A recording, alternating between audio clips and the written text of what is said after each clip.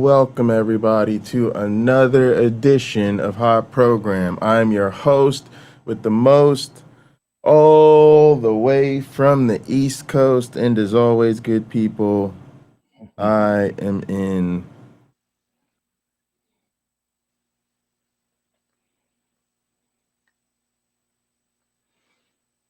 I'm in airplane mode, but the vape is a little stuck right now. Don't worry about it.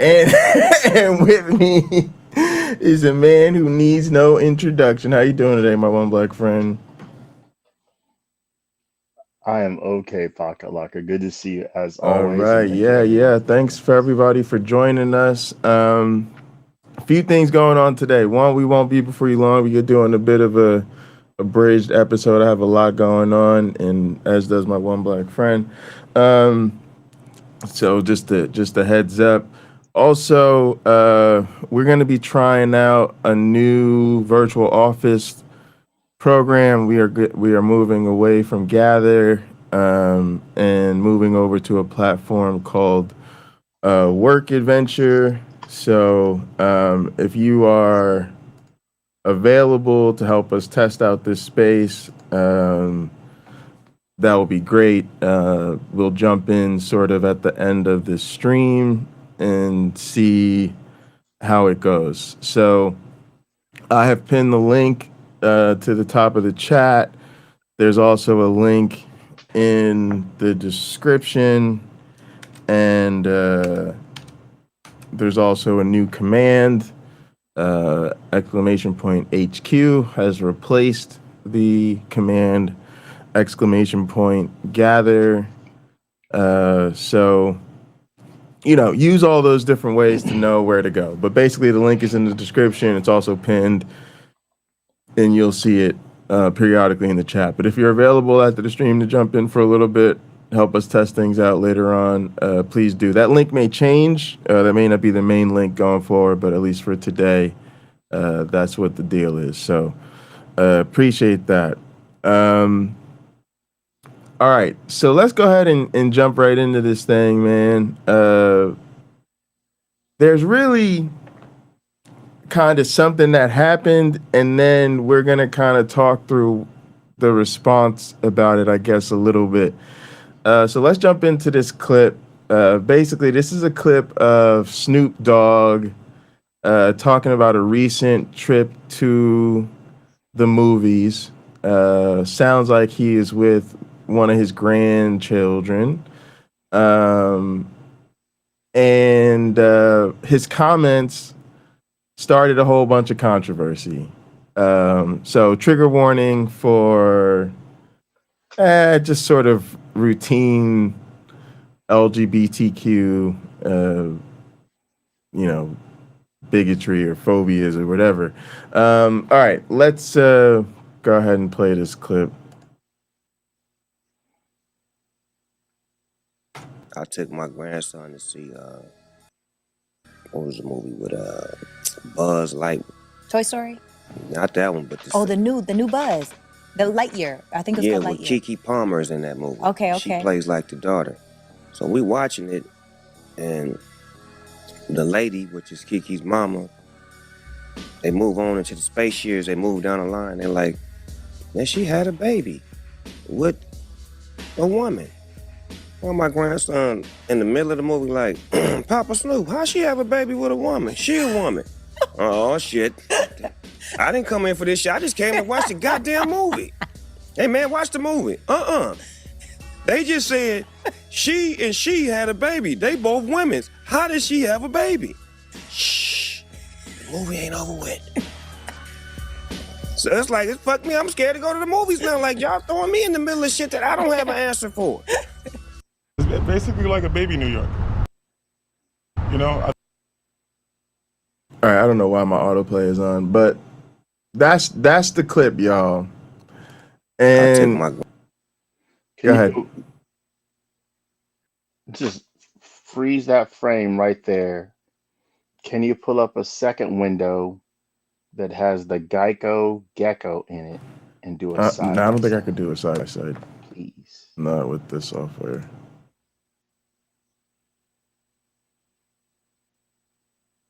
But yeah, there's the gecko. And go back to Snoop. He's got the eyes. Yeah, exactly. You see my point. Wow, he looks like the Geico Gecko. All right. So first thing is, I don't believe this story. I don't believe this story. Now, the first time I heard this and this whole thing went viral and, playing for the conversation, I have far other issues with this that we'll get into. But now that I'm hearing it again, I just don't believe the story. How old did he say his grandson was? Grandson to see what was the movie with Buzz Light? Toy Story? Not that one, but the new Buzz. The Lightyear. I think it's yeah, called with Lightyear. Kiki Palmer is in that movie. Okay. She plays like the daughter. So we watching it, and the lady, which is Kiki's mama, they move on into the space years. They move down the line. They're like, man, she had a baby with a woman. Well, my grandson in the middle of the movie like, Papa Snoop, how she have a baby with a woman? She a woman.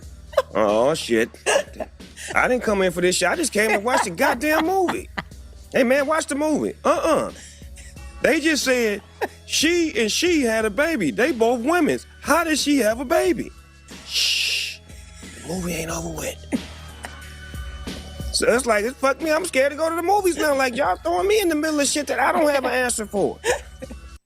Basically, So yeah, now he's just scared to go to the movie. Okay, so he doesn't say how old the grandson is.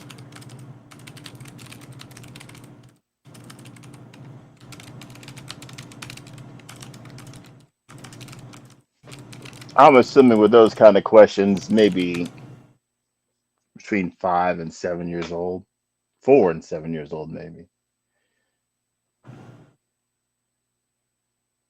It's just a guess.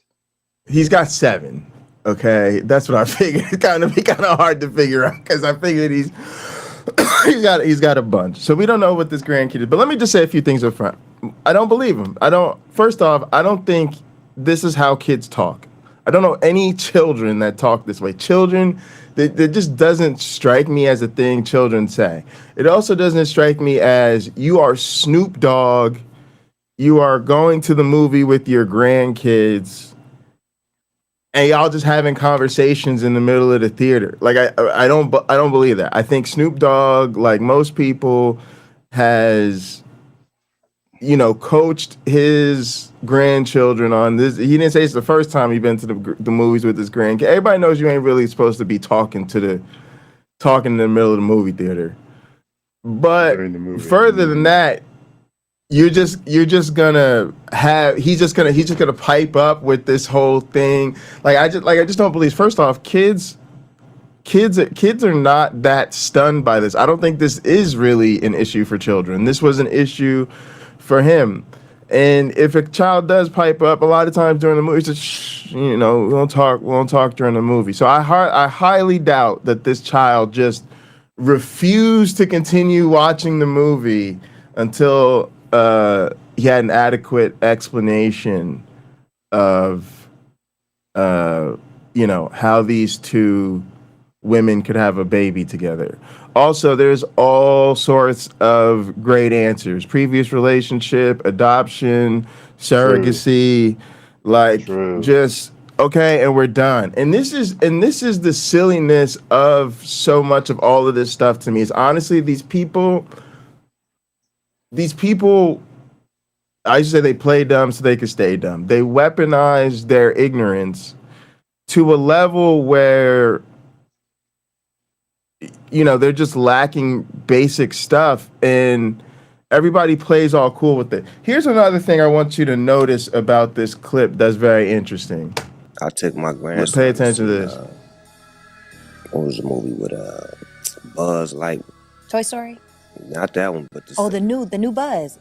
The Lightyear. I think it's called Lightyear. Yeah, with Kiki Palmer is in that movie. Okay. She plays like the daughter. So we watching it, and the lady, which is Kiki's mama, so far they move on into the space years. They move down the line. They're like, man, she had a baby with a woman. Well, my grandson in the middle of the movie like, Papa Snoop, how she have a baby with a woman? She a woman. Oh shit. There. There's something going on with that laugh. First of all, I can just tell you what that laugh feels like to me. That's the laugh that feels like either when somebody's in the presence of a celebrity and they just have to make sure they stay in that person's good graces, so they are just floored by everything they say is so hilarious. And it also reminds me of something people do, you know, when you got a little crush on somebody or maybe you're interested in somebody, and so you're sort of, you know, over laughing to everything. But listen to this reaction. She says she laughs like this is the funniest thing she ever heard. Move on into the space years, they move down the line. They're like, man, she had a baby with a woman. Well, my grandson in the middle of the movie like, Papa Snoop, how she have a baby with a woman? She a woman. Oh shit. I didn't come in for this shit. I just came to watch the goddamn movie. Hey man, watch the movie. They just said, like, to me that laugh is awkward, forced, and overdone. But it brings up a really good point in this whole thing, that is especially going on with black people, which is it's this need to go along with this stuff for the culture. Like, there's this need that people have. It's like when black folk get together, and it is prejudiced and it is bigotry to me. But what I'm getting at is the woman herself probably doesn't share that feeling. She probably would not say that. She probably would not tell that same story. She is not baffled as to how these two women could have a child. She doesn't really, right? But what it is when you're around somebody, you got to go along. So she's doing this to conform. She's doing this to fit in. But that, in many ways, is what he is doing. It's like he's doing the same thing of this sort of performative bigotry, this sort of performative anti-wokeness that so many people have gotten into. And listen, y'all, I have no love for Snoop Dogg anymore.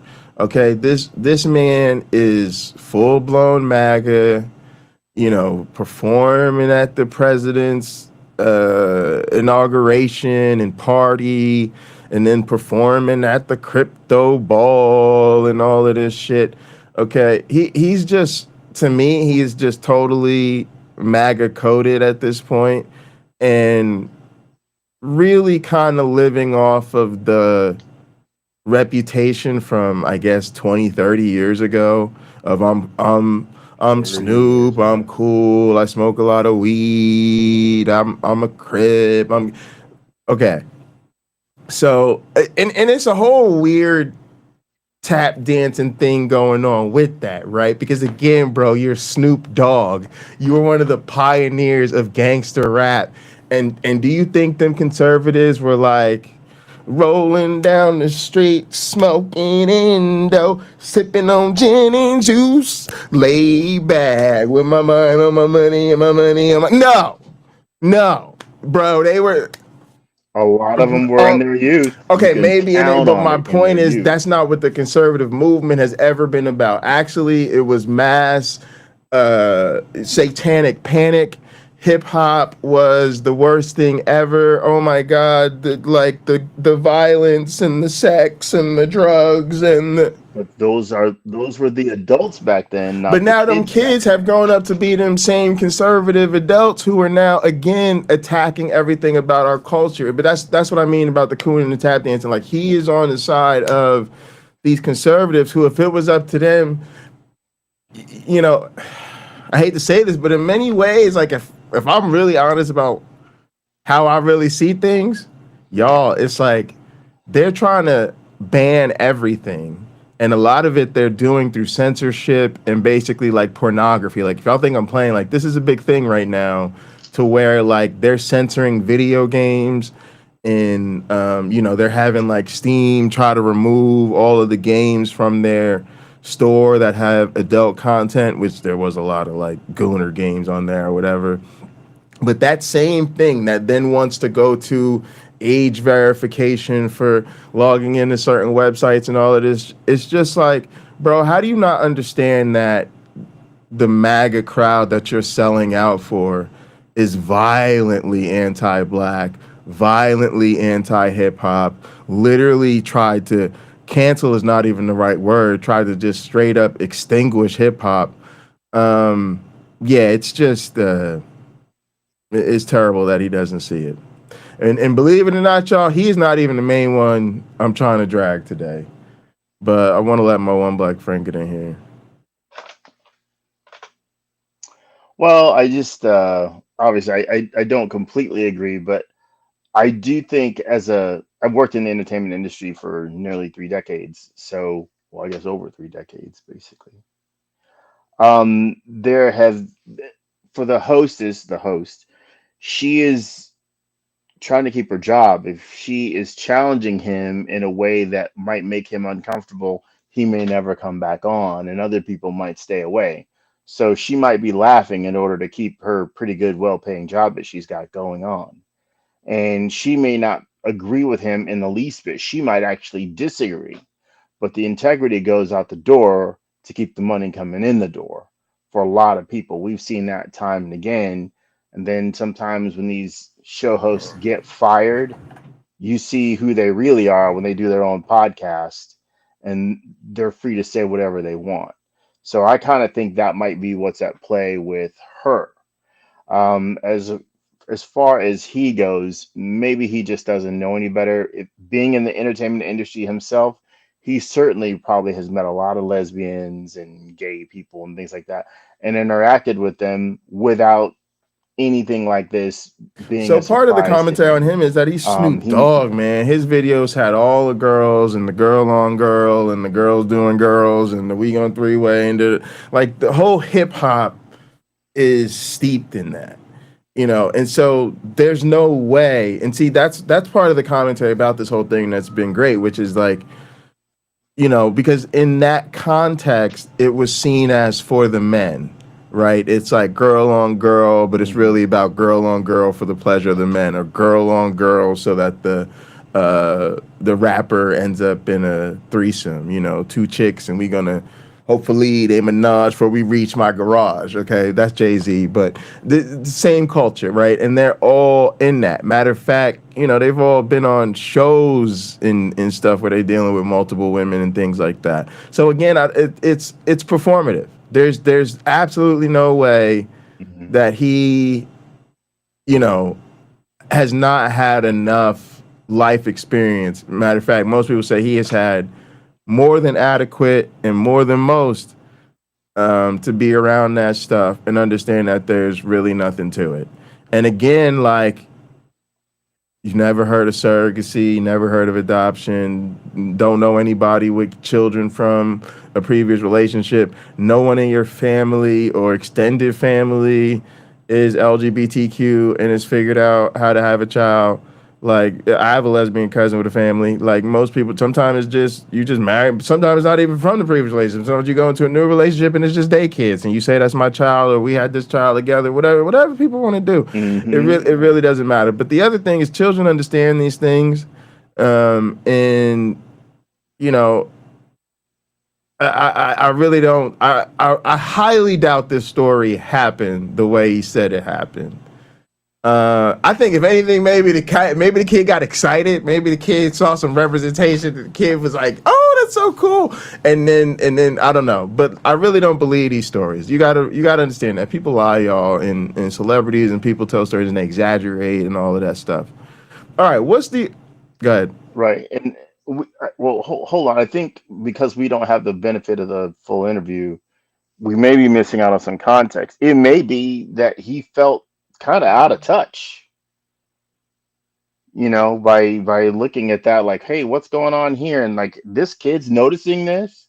Maybe it's about the child being very perceptive No, for no, their no. This age. is about. Again, I No, don't well, have I'm the just full saying, even from what context. he's saying, it's clear I can only determine what so this much is from what I've about. This seen. is about they're pushing the woke everywhere, and now I can't even go to the movies without this agenda being in there, and I don't know what to do. I don't know how to explain this to children. That's what this is. This is don't expose. I don't want to be exposed to this stuff. And hey, them depicting this family, this homosexual family in a children's animated cartoon movie with absolutely zero sexual content, I am sure, is too much for these people. And again, I'm gonna just remind y'all, and other people have talked about this, but anytime you hear that talk, anytime you pull up on that person and you ask them one simple question: when was the last time you asked a 6-year-old if they have a boyfriend or girlfriend? Okay, because all of them do it. All of them do it. Okay, so when you are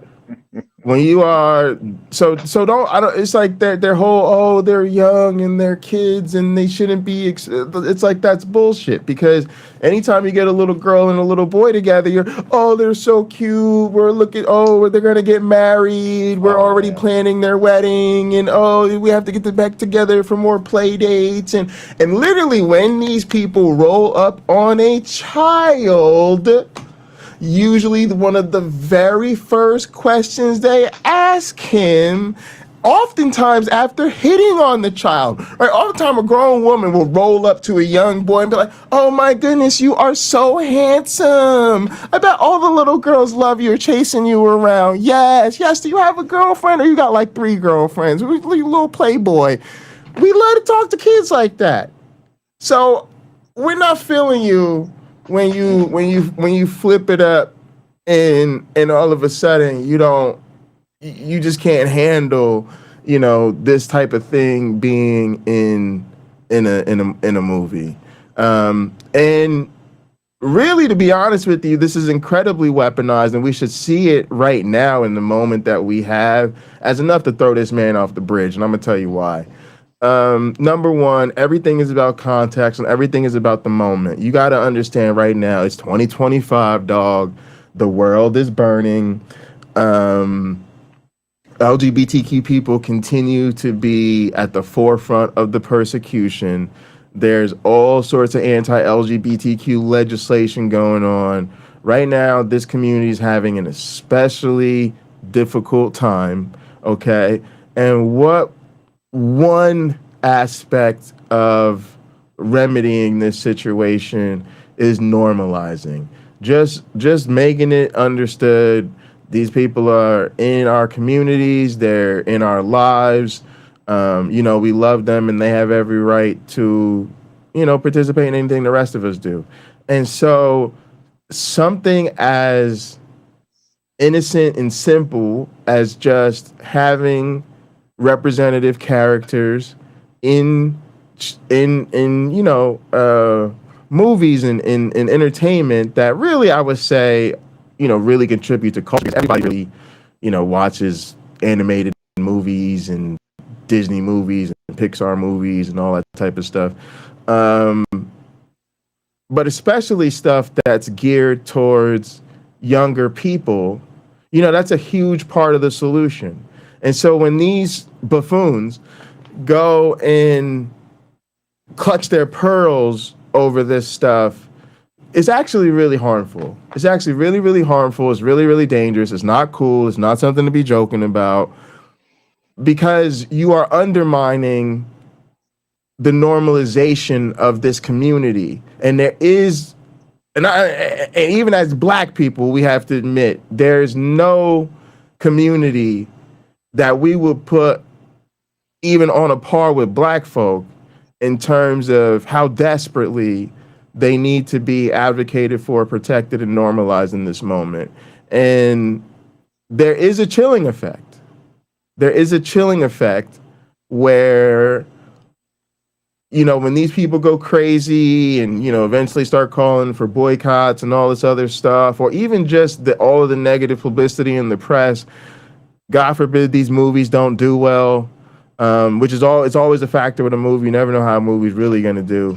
But we've seen recently where, like, for instance, The Color Purple was a really huge movie with a ton put into it, really came out to roaring success.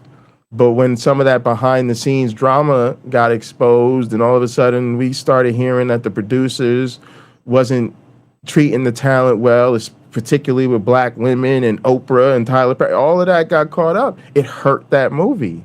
And many people would say killed that movie because, again, so much was laid out that, the economics just didn't work out the way those people had intended to. Same thing here. This enough of this stuff hurts a movie's performance or something like that. Then the next time the movie makers cave and they decide not to put any characters like that in the movie just to avoid the controversy and people talking about it in the wrong light. So that is exactly right there how damaging all of this can be. Because even if the movie flops because the movie sucks, I haven't seen it. I don't know. I can tell you if it's good or bad. But even if the movie flops because the movie sucks, a lot of times the cognitive dissonance and the cope will cause people to think, oh no, the movie flopped because it was too woke, it had these characters in it. And then again, people are that much less likely to go that route next time. When really we need to be going in the opposite direction, which is why are we still making like 3-hour movies or whatever it is, and there's only like one clearly, LGBTQ situation in the movie, when in reality movies should be littered with diversity. There should be all different types of races and cultures and genders and neurospicy. We're still literally living in the time when inclusion is literally like that one character or like those two characters, which shows you we're still treating these populations like they're niche, like they're weird, and like they don't really belong. When it's a fantasy, it's a cartoon. Even if you don't think it's realistic, pretend it's a cartoon. Pretend it's more diverse. I have to disagree. I have to disagree, dude. I've been working in the. This is my first year not in the entertainment industry for decades. Okay, I've met the writers, I've met the producers, I've met a handful of directors. I've worked on set. I've been in front of the camera. I've paid for the camera. I've talked and met with people at the studio level that are executives. They want to make money and they have an incredible understanding of what audiences want. Internationally, they have this understanding. The movie that you and I go see here in the United States isn't necessarily the same cut that they'll show in China or Vietnam or South Africa. It isn't necessarily the same. So they are after dollars. Don't think, if you want to think of it another way, you can. But I just want you to understand they have a firm understanding of how to make money off people. And sometimes whether or not something is going to be a hit or not is a guess, but that's not most of what they do. Most of what they do is calculated and they understand, okay, we'll have this or that sort of mix of characters, this or that sort of mix of ethnicities, or Denzel Washington wants to be in it. They'll change all sorts of stuff because they know if we hire Denzel Washington to be in this movie, we can count on $40 million worth of business just off him. Samuel L. Jackson, okay, he might be worth about $62 million worth of business. Definitely put him in the picture if he wants to be there. They will change all sorts of stuff just to make a buck. It is, please don't think it's about Hollywood being No, woke I never said they like are. that. I'm saying the opposite. I'm saying exactly the opposite. I'm saying it's all about the bottom line. I'm saying they're not woke. They've never been woke. The only people who talk about Hollywood being woke are far right conservatives who again literally will go to like a movie and hear like 3 languages in the movie and decide that it's a total DEI project. I would say Hollywood, first off, I'm not really into pop culture. I think pop culture, because capitalism ruins everything. Pop culture can't do what it really should be doing, which is push us, challenge us, help us grow. Instead, like YouTube, it's the tail chasing the dog. So what happens is everything is awful, and then you blame the audience, and that's what I'm saying, because it's like if what you are told or what you get concerned about is the perception that your movie is focusing on DEI or focused on representation, whether it's true or not, the perception is that hurts the performance of the product. And so then there's the chilling effect, which is people don't want to do it the next time. Yeah, they do. And they justify being that way based on what they think, like you said, the audience wants. And so that's a whole, and that's why a lot of things in America suck. It's not, this ain't really the episode to get into it, but it's the reason sports suck now. It's the reason UFC and all of these things suck right now. It's because part of what has happened is due to the rise of MAGA and fascism and the fact that they actually won that last election and stuff. People saw that as, oh, the writings on the wall have changed. Conservatism is back in vogue, back in force. And so things started to move in that direction. So everything became something to where, they had to appeal to conservatives and not be too woke and all of this type of stuff. And yeah, I think it's actually hurt a lot of things, but they can justify it by saying it's what the audience wanted. Hey, the audience wanted basketball players to shut up and dribble. Hey, the audience said they're going to boycott NFL games if we keep end racism on the back of the helmets. That's exactly, to me, what this is. This is Snoop Dogg, somebody who has a lot of celebrity and a lot of influence in that same world, coming out talking about how much he hates or he can't handle. He literally just could not handle the idea of there being a lesbian couple with a child in an animated cartoon. In an animated cartoon. So it's a problem. And then the other thing is, it hurts when it comes from him too, because he's not an old white guy.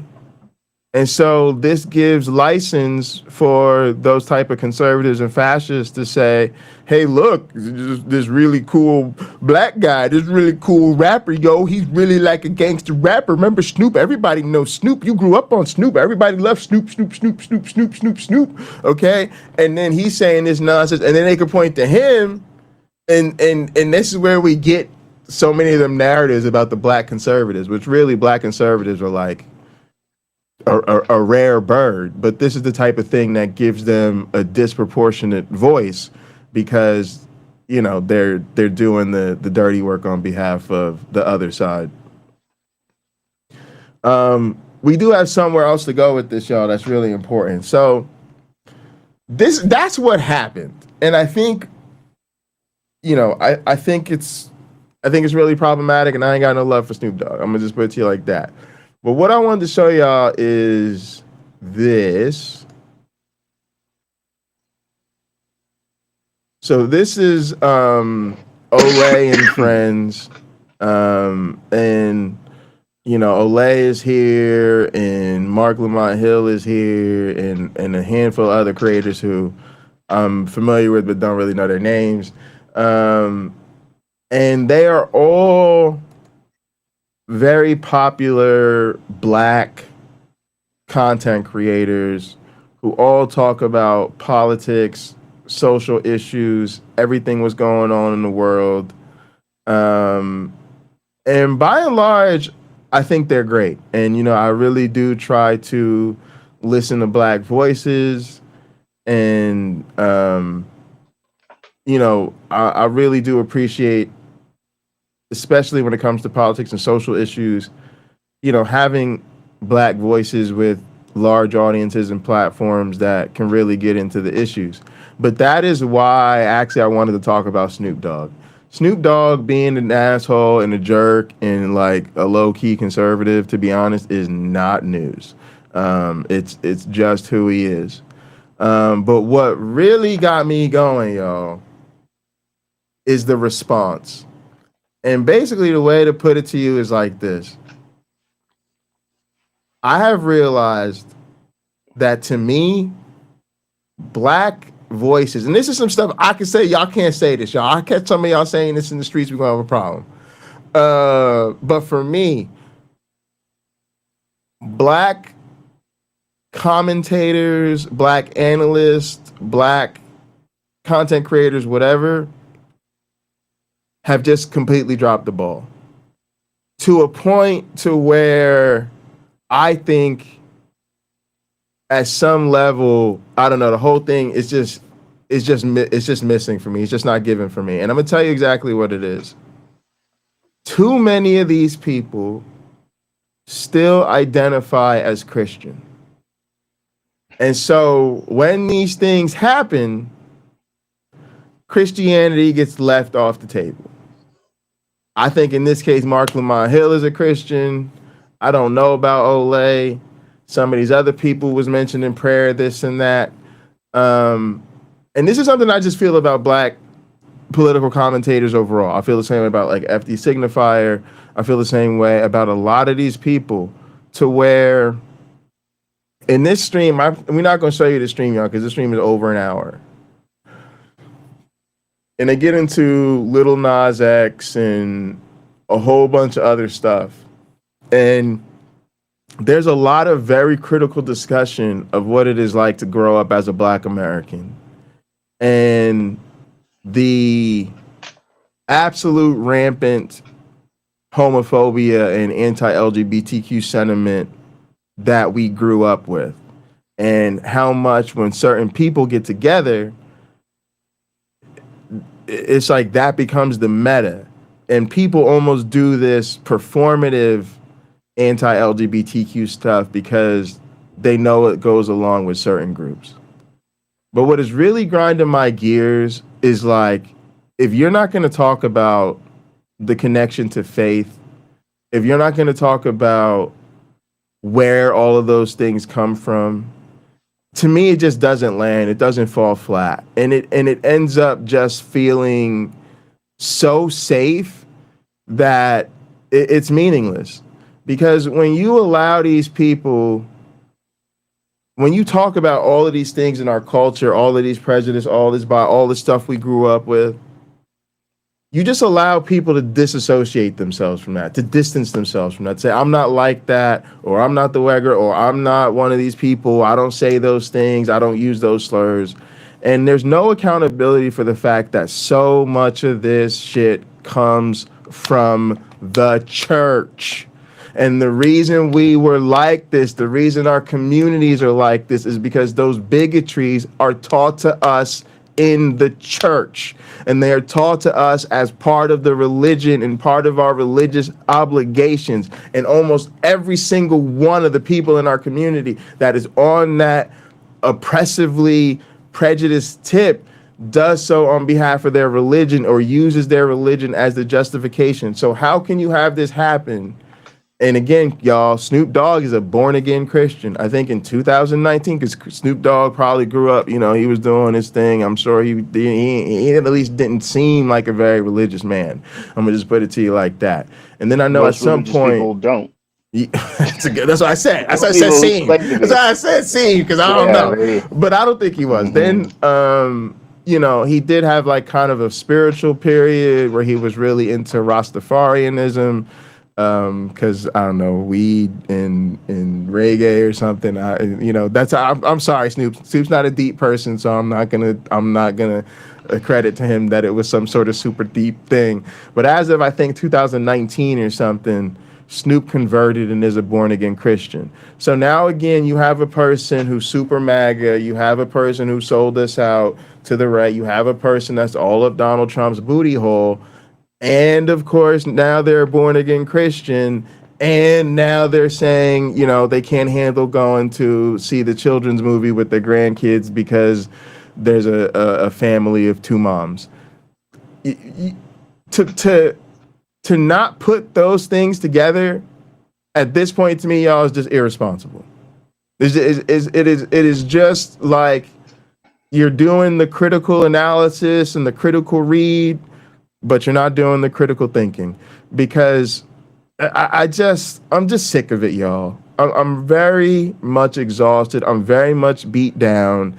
And actually, I'm very much trying to steal the limelight, y'all. I am so sick of being focused on these Christians, focused on their safety, focused on their security, focused on keeping them comfortable, focused on not challenging them. Let's not talk about it because they'll get uncomfortable. Y'all, honestly, these people make me want to jump off of a bridge.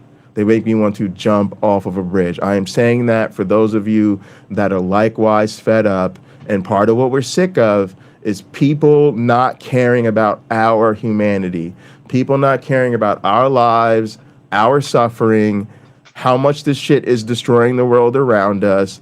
And then nobody wants to talk about it. It is so depressing. It is depressing. It is defeating because you have these people, you see what it is, you know what it is, but you won't say anything. So we spend an hour with some of the most popular critical commentators about politics and social issues in our time. And the fact that this man is a born again Christian, and the fact that the religions in our communities are the hotbed and source of this bigotry, they have nothing to say about it. Nothing to say about it. And I'm fed up with it. So that's it. That's my thing. I'm gonna turn it over to you, my one black friend. Oh my goodness. Well, you can play a clip from here if you have something we should have a look No, I at. can't because it's a what they don't say. So I don't want to play an hour just so y'all can hear what they're not saying. But definitely, hear what they're saying. Yeah. So I do think there's a lot of hypocrisy in the United States with people in the Christian religion. I guess I don't know. I'm almost at the point where I say people who say they are Christian rather than trying to identify a person as a Christian. It's not always immediately evident, and given what I know from reading the Bible multiple times and certain books of the Bible many times, is that a lot of these people don't know what the hell they're talking about when they say they're Christian. Like you don't know what that's supposed to mean. We've spoken before on I had to ask you because I don't know what you Yeah. mean, honestly. Because I honestly get, I hate to say this, but I get this impression that for a lot of, my problem is that on the left, we're trying to out Christian the Christians. And it's crazy. We're trying to out Christian the fascists. Like, to me, the left wants to prove that it loves Jesus more and wants to keep advocating, like, well, I want to see a Christian world, but to me, Christians love everybody and God is love and Jesus came to save you and love, love, love, love, love. I think that is manipulative, lying, narcissistic masking, and actually I think it's incredibly dangerous, and we need to stop sane washing Christianity. So to me, when I see the other side, when I see the bigotry, when I see the genocide, when I see the colonialism, the racism, the sexism, misogyny, the homophobia, all of that stuff, I think that is Christianity. I think that's very Christian. Like what Snoop said, But very Christian to me. When again, if you, I guess you know what it is. I think again, it's because of what I know.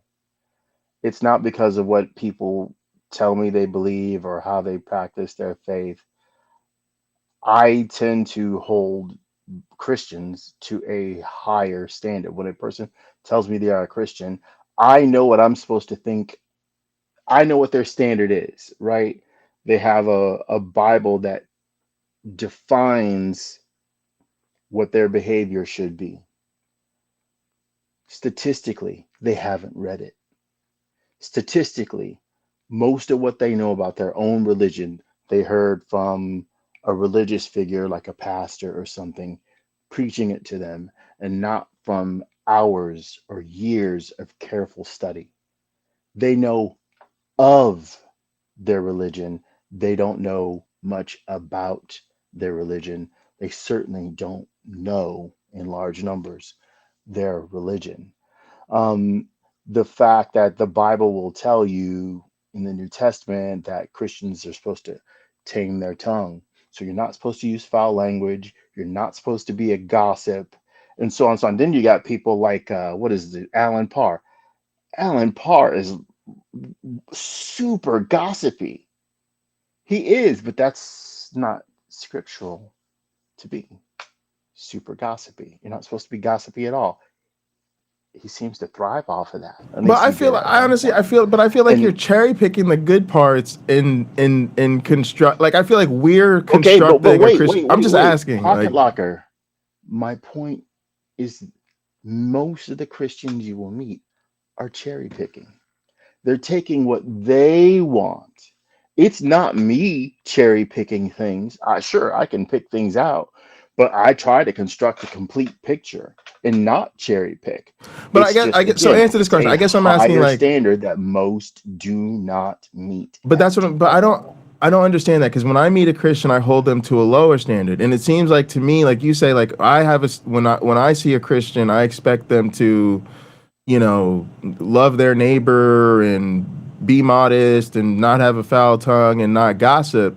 Why is it not when I meet a Christian, I expect them to be prejudiced against LGBTQ people, to believe that men are superior to women and women are essentially property, to believe that most people will burn in hell for eternity because they did not worship the right faith or did not worship Jesus even in the correct way, that they worship a God who literally destroyed everything on the planet except for two of each animal and one family of humans, as though that was supposed to make it better. Then said, "Sorry, my bad. I won't drown you all again. Next time I'll do it by fire." Like I'm trying. So like I don't.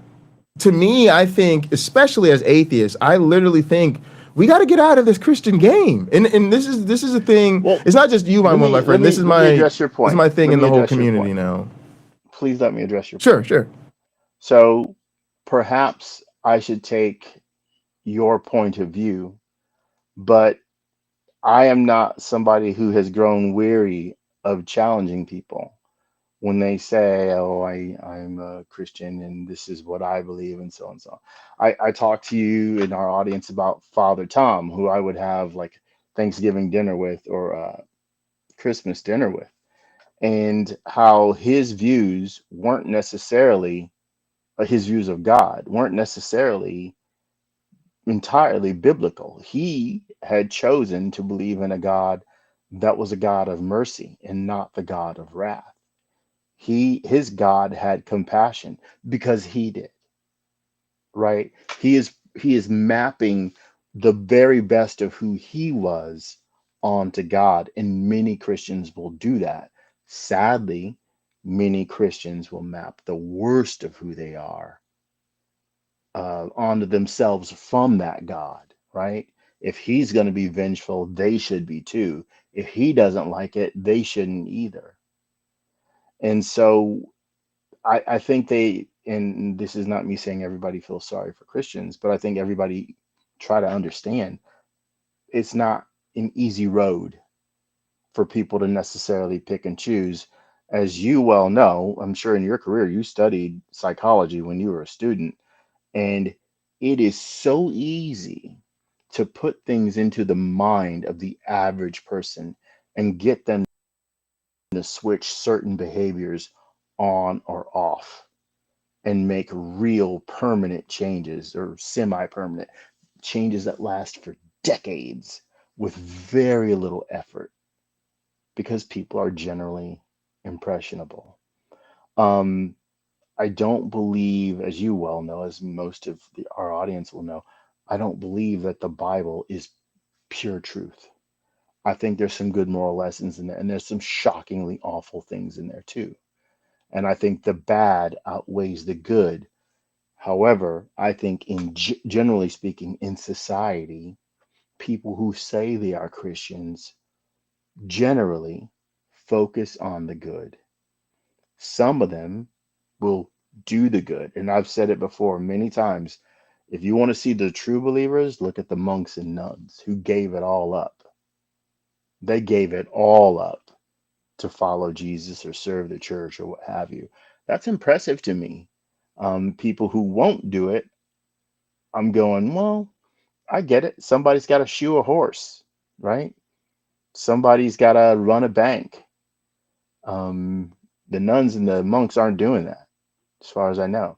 So they can't all have the same set of careers. But it does seem like the general idea was that in the first century, the world was coming to an end. So you can leave all that other stuff behind and come and join us, and let's join hands and sing on Saturday, which was the Sabbath back I then. think we're cooked. You know, I think we're cooked because it, I just think all of this is the wrong way. It is the way. This is just me. I'm not really in lockstep with the rest of this community, but I just think we're cooked. First off, I don't think the Bible is a good moral book. And let me be clear about this. I don't care about those good lessons. Those good lessons, I can't overstate them enough. They mean jack shit to me. First off, they're mundane.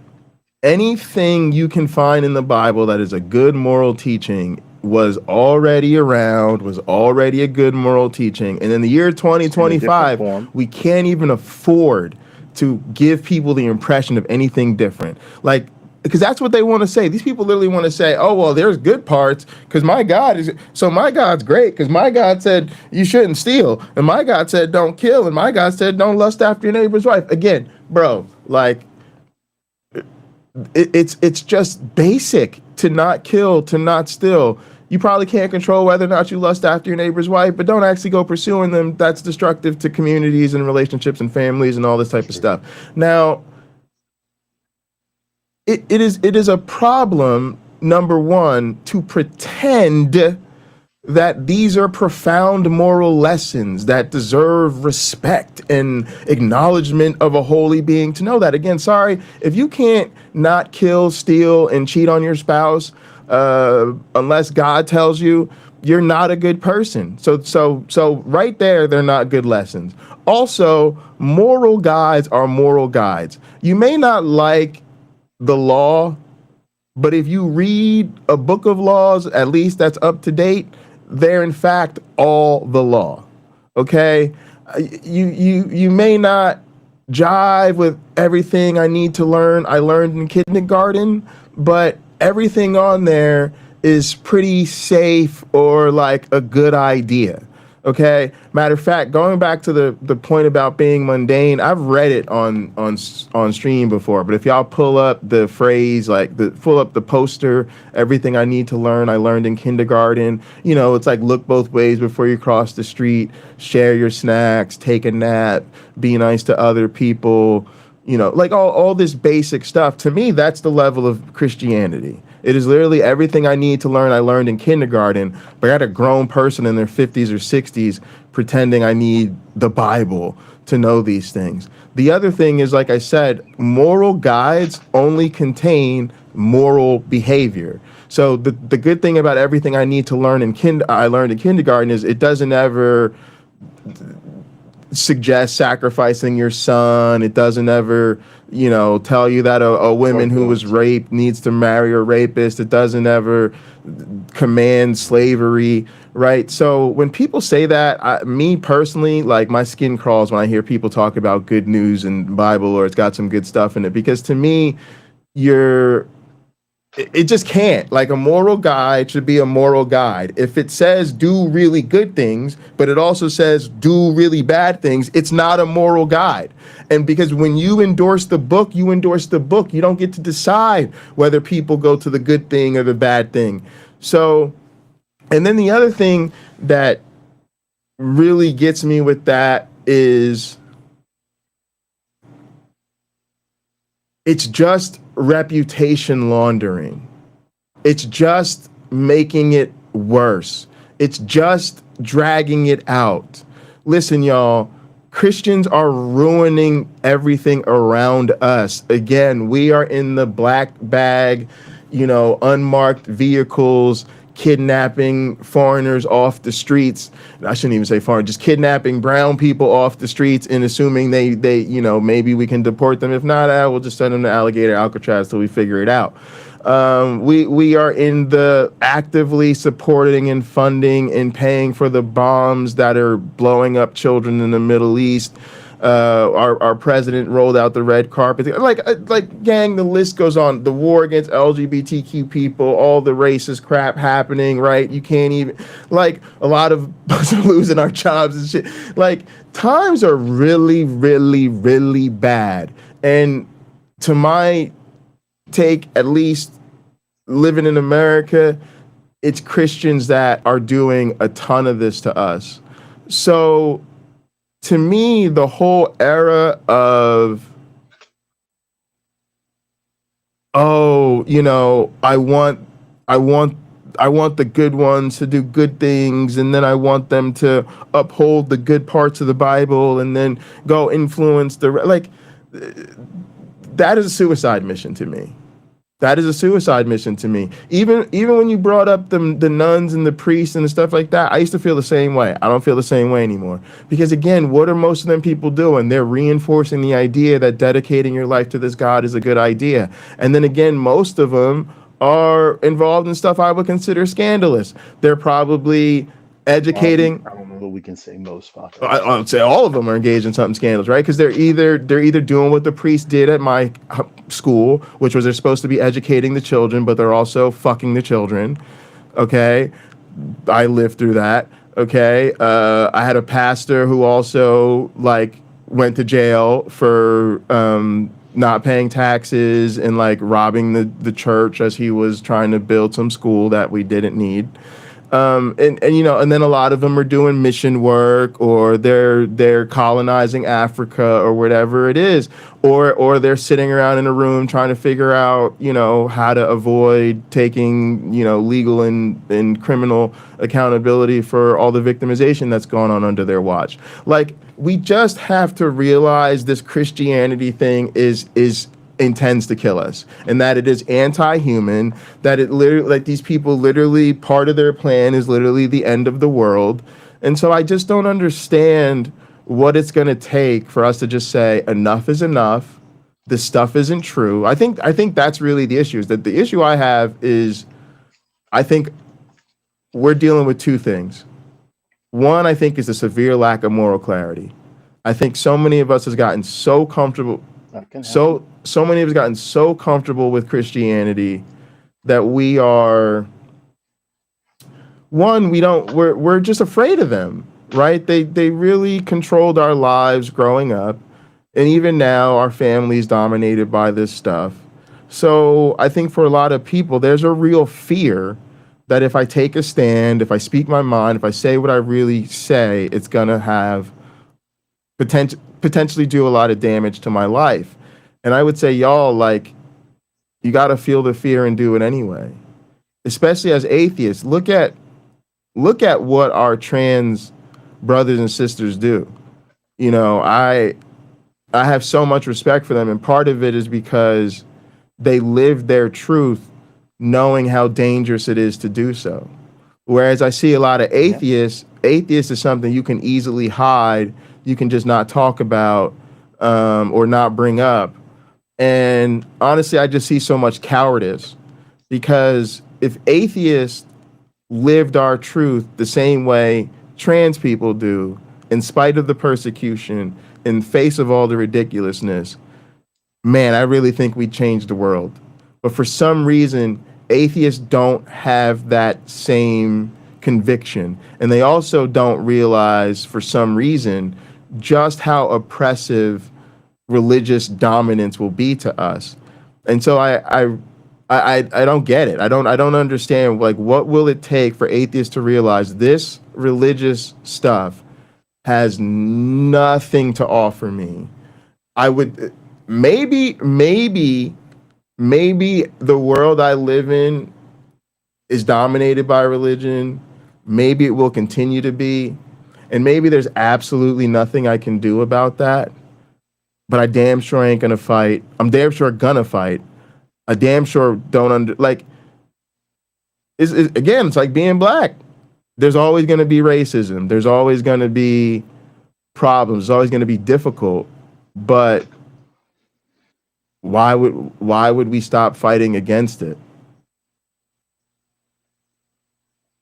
So I don't know, yeah. That's where I'm at. This is a tough one. Well, I think it's important to always make your stand, and I couldn't agree more with about trans people living their truth. I think it's a very brave thing to say, that for someone to say I've been assigned the wrong gender at birth and let me go on and be who I really am. I think people who want to be uh, whatever, a rock star can't get there, right? I got to get a safe job. I can't expect that that'll happen for me. And what are the ramifications? Like, are they going to be shamed by society if they try to be a rock star and they fail? Probably not. Not even the people who know them from their hometown. Like, hey, dude, you tried. That's all you can do. And if they'd hit the big time and was somewhere on the order of like an Elton John at that level, then who's not going to cheer for that? Like, hey, congratulations, you went for it and you made it. I think a lot of times in our society, there's a lack of courage for people to sort of go for who they are, who they think they are. And, you don't always make it. But as far as the cruelty that you speak about and the hypocrisy, and um, I think it is, I, you've heard me say this before. I think a lot of people who are Christians wear it like it's a jersey. Their religion's like a jersey. They don't play the game. Today's a Colts game, and my friends that I have breakfast with, I was the only one not wearing Indianapolis Colts themed merchandise. I don't have any of it. And I can't name you one player on the Colts team, but I'm not a fan, and I don't claim to be. I bet you they can name some of those players and talk about those players quite intelligently, um, but it's not part of what I do. It's not part of who I am. And when they give me a jersey and all that stuff, because there was talk of that, I'm still not gonna know. And I think that's where a lot of Christians find themselves. They've got the jersey, they've never played the game, and they can tell you very little about it. It's just what they like to call themselves, and some of it they might even like So to believe. why not But make that to me should be something that's incredibly uncomfortable. That is something nobody should be okay with. Nobody should be okay with somebody well, identifying with something that harms other people that they don't understand, that isn't even true. And that's what I'm saying, because they're walking around with the jersey, but that, y'all, I feel like we're playing a game. And my life is not a game. My life is not a fucking joke. I got a very limited window on this planet before I clock all the way up out of here. And I feel like people are still acting like it's cute to believe these things that are so harmful. Like, no, like, again, like, these people are responsible. Like, if because what you're doing is you're being a nice Nazi. And hey, I'm not a Nazi because I'm a bigot. I'm not a Nazi because I hate Jews. I'm a Nazi because the Nazis pay well and they pay on time. There's a lot of people, y'all. Do yourself a favor. Try to get yourself into World War II history without becoming a Hitler sycophant. But you will see that lots of interviews, not just with people who are actively part of the Third Reich, but people who were also just like contractors and stuff like that. And when they reflect, it is some stone cold shit, y'all. But when they reflect, they will look straight in the camera and say that the Nazis paid well, they paid on time. Okay, so that's what these people are doing. Even the nice, good Christian, like, you're not helping. You're not helping because you're never going to make Christianity good. You're never going to be able. So all you can do is sucker more people in. And that's what they're trying to do, is they sucker more people into Christianity. They continue to normalize it. So funny thing, Snoop Dogg he didn't know how to handle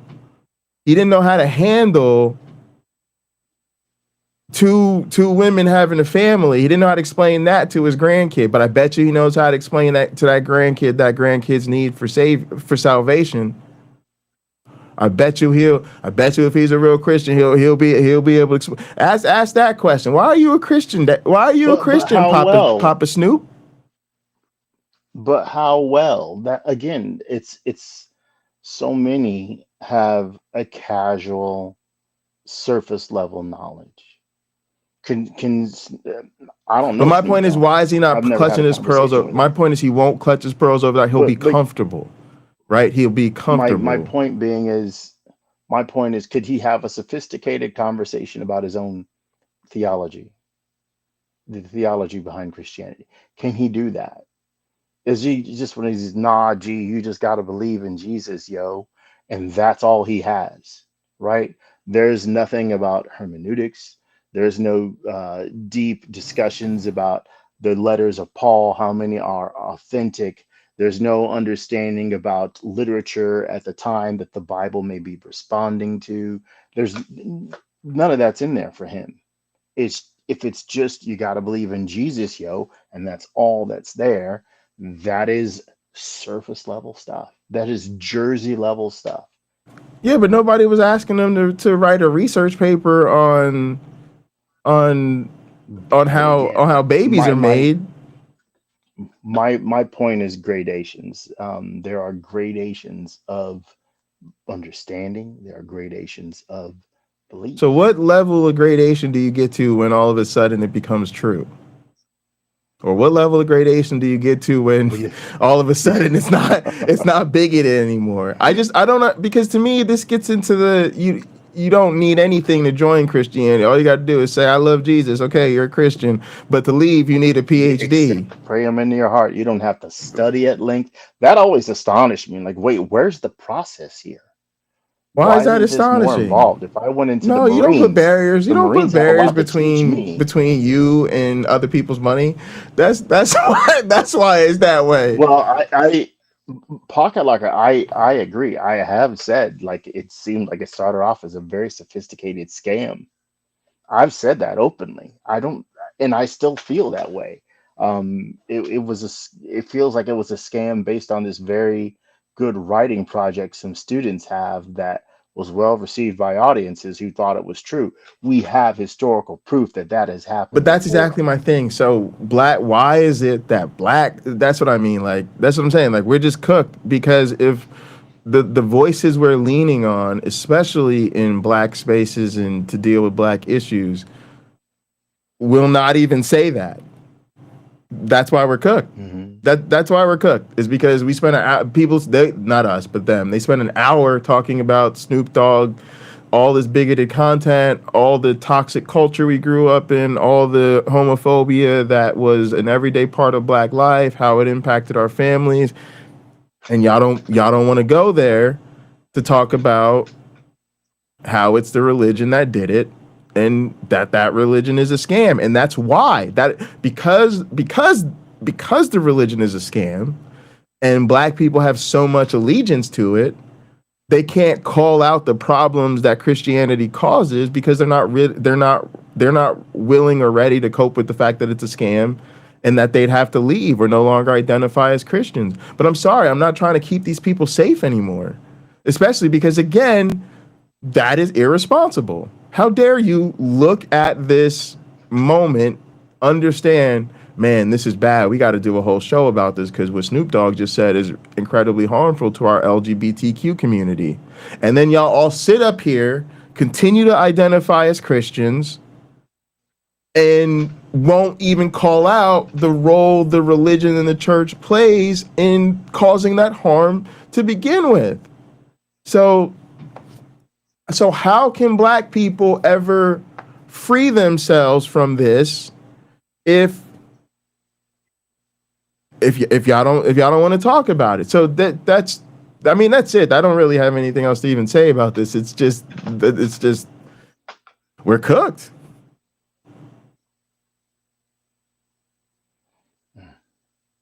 I'm just in a different place right now. I just don't. To me, it comes down to two things. You're either a victim or a perpetrator. Now, I'm willing with most people to assume sorry, I said you're either a victim or a perpetrator. With most people, I'm willing to assume you're a victim. You didn't know, you're not aware. First off, I gotta be honest with you, I don't think that's really true. I really don't think it's true. But I think if you're trying to get through to people, it's a better place to start. But I think the reason most people don't actually have these conversations with people in their lives, and the reason most of us don't confront the people in our lives about these things, is because they're not victims anymore. They are now perpetrators. Because you can try to have the conversation with them. Hey, I don't think this stuff is true. Hey, have you ever thought about this? You ever looked into it? Maybe let's talk about some of these issues. You're going to quickly realize that they're not interested in learning, especially not learning in a way that moves them away from their faith.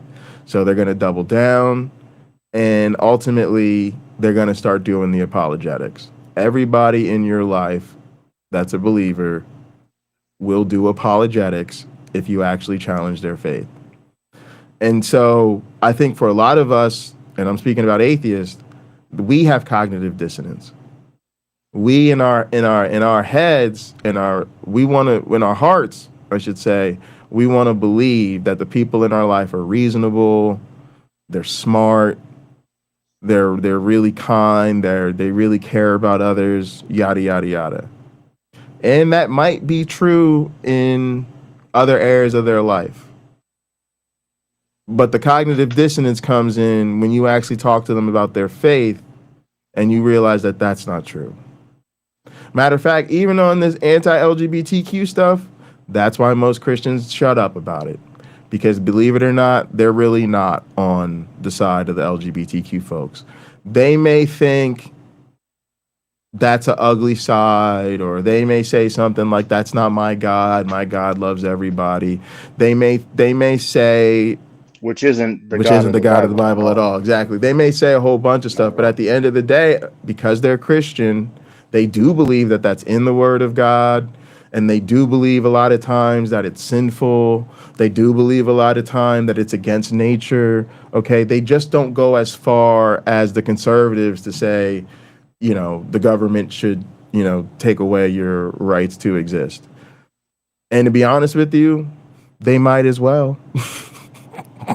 Because you can't endorse this thing called Christianity. You can't endorse this thing called religion without giving more credence to all of those things that are problematic. And again, if you really think it's sinful, or you really think it's against nature, or you really think it's against what God commands, that's not actually helpful. So the only thing that really gets us where we need to go in the end, y'all, is we gotta do away with this thing. It's just, but yeah, y'all let me know when y'all are ready, I guess. Wake me up when it's over. Yeah, wake me up when it's over, right? But yeah, that's gonna do it for us. Let's get up out of here, man. You want to give us your closing thoughts? Thank you all for watching, and thank you, Pocket Locker, for setting all this up as you normally do. I think we live in a society where things could be a whole lot easier if we just chose to respect each other and not step on each other's freedoms. Most of us will live nice, decent lives regardless of income levels, sexual preference, or anything of that nature, body types, and so on and so on and so on, because we want a nice, peaceful life. And most people are willing to comply with that. If you don't like me because of my skin color, or when my hair is funky or something like that, you know what? Chances are we will never interact. And you can always choose to say, look, well, I'm going to have one or two interactions with you, and I'm going to make sure that I look good when I do it by not trying to make you look bad. If your mind has to go there, then that's a whole lot better than places where it could go, where you're saying intentionally the wrong thing or doing intentionally the wrong thing. all to make someone else's life miserable or to make their day bad, and it benefits you in no possible way. So that's all I gotta say. All right, gang. Yeah, for me, it's just I don't know.